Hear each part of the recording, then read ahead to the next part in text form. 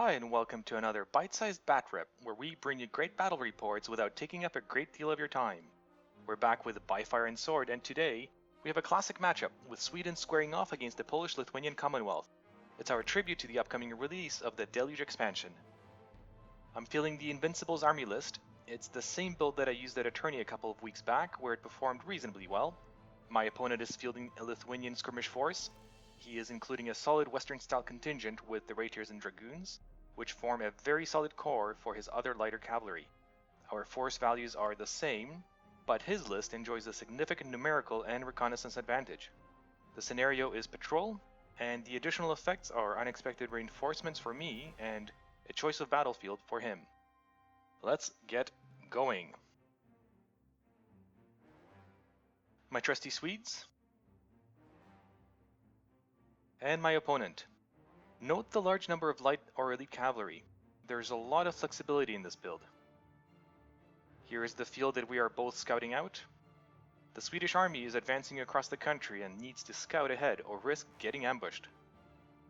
There was a light forest in the middle of the map, but my opponent removed it with his choice of battlefield special effect, so it's wide open plain now, perfect for his superior numbers of light cavalry.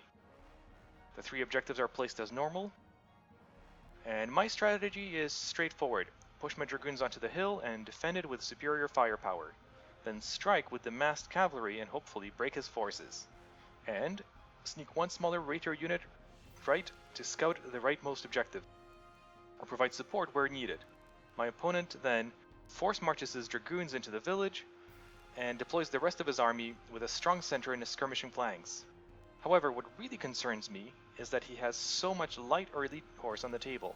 His forces have a tremendous amount of mobility and hitting power, so he'll be choosing how and when we engage. Panoramic shot of my line from the other side, and my opponent's lines.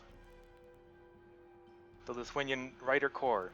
They may not be as fast and flexible as the Cossack-style cavalry, but they can provide a solid center. Also, note the special edition courier fig next to the colonel. Since he didn't affect the battle, I did not include him in the rest of the report. I think he got caught on the way to deliver the orders.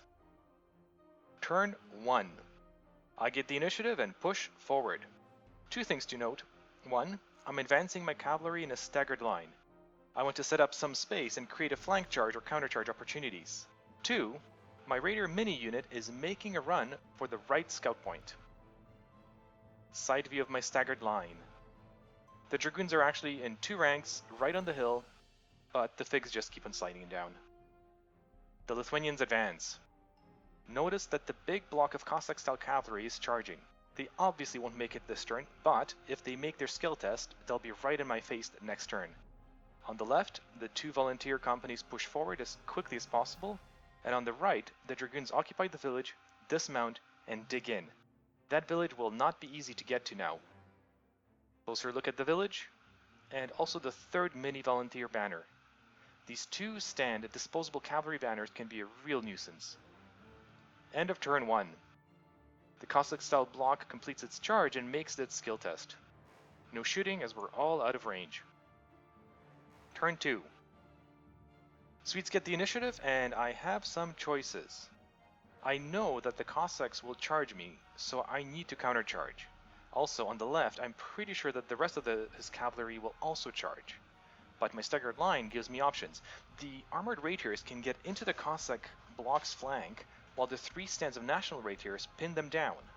On the left side, I can either charge with my arquebus armed veterans or hold.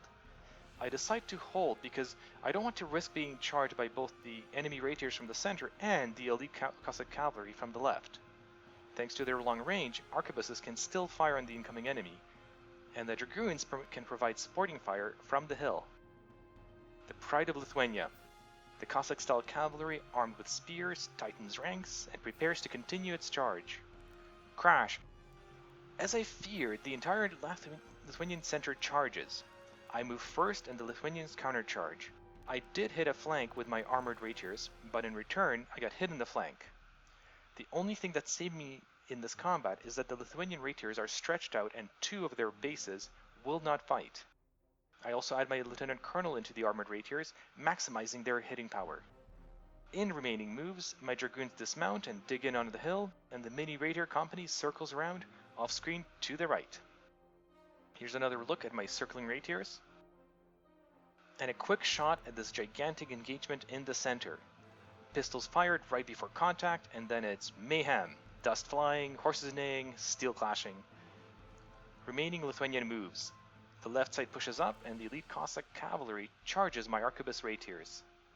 I fire in defense, but it's not terribly effective. The Dragoons also only score one hit. The Cossacks close in with the Rapiers, completing their charge. And then starting with the smaller combat, we both do a bunch of hits, both lose a base, and end up drawing the combat. So we bounce and withdraw in good order. Now the main event.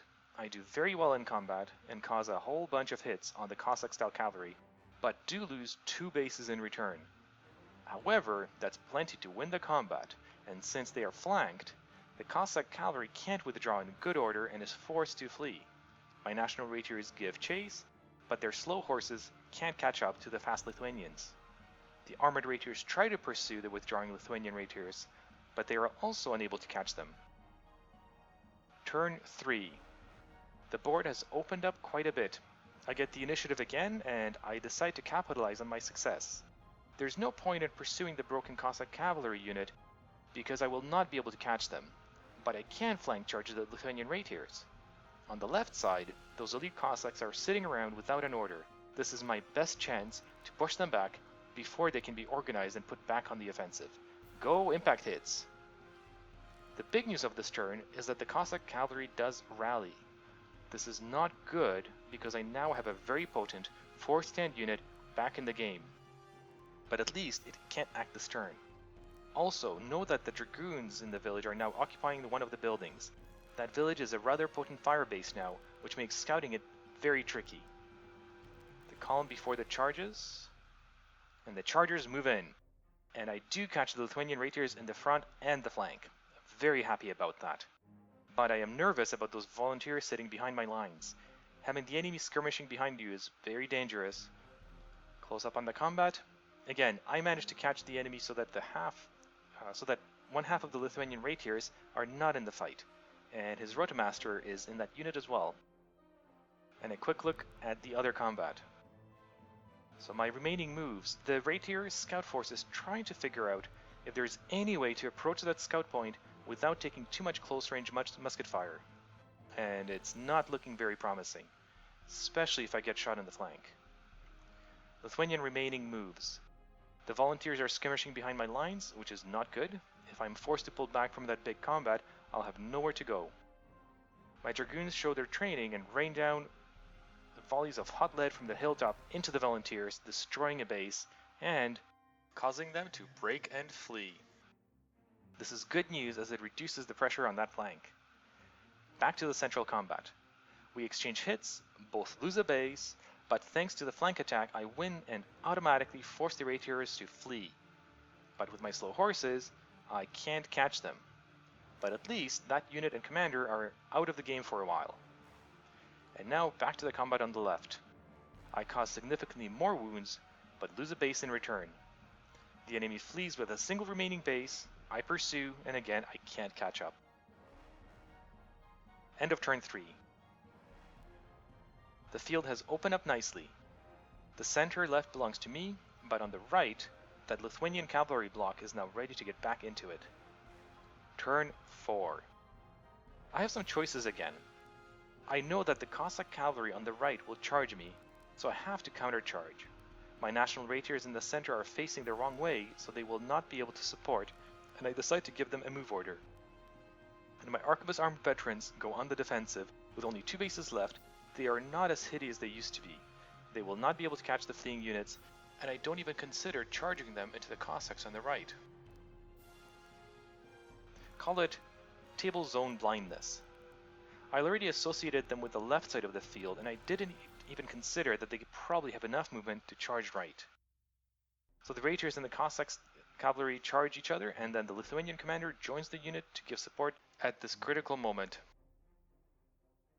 In the remaining moves, I caracole with my Rapiers on the left, and then both my opponent and I have the same idea. we run small cavalry units behind the enemy in that major combat. Neither side will be able to withdraw, so it's win or die. Oh, and one more thing, I decide to withdraw my rapiers on the far right because I can't get within 10 centimeters of the scout point without taking a lot of close range fire from the dragoons into my flank. I decide that I don't want to risk losing that entire unit for the chance of scouting. Okay, we go into the combat and it does not go well for my rapiers. I score a single hit, take 3 hits, and I'm forced to withdraw, which, given the volunteers at my back, destroys my entire rider unit, including the commander. Ouch. The Lithuanians are back in the game in a big way. In the rest of the phase, I shoot on the left without much effect, and that's the end of turn 4. The final of the stage of the game begins. Turn 5. The Lithuanians take the initiative and move like so.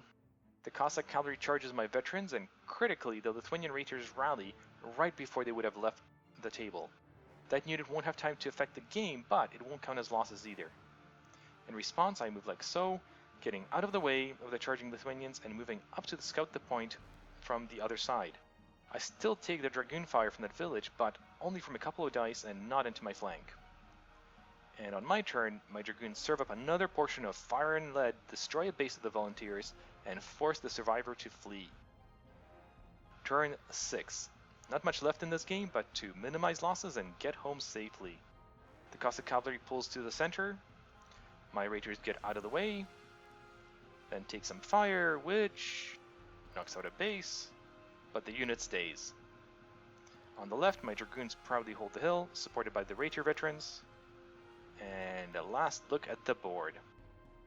The left is mine, the right is Lithuanian, and both commanders decide to withdraw and make a full report to their superiors. So, how did the game actually pan out? Well, we both achieved our objectives for 6 points.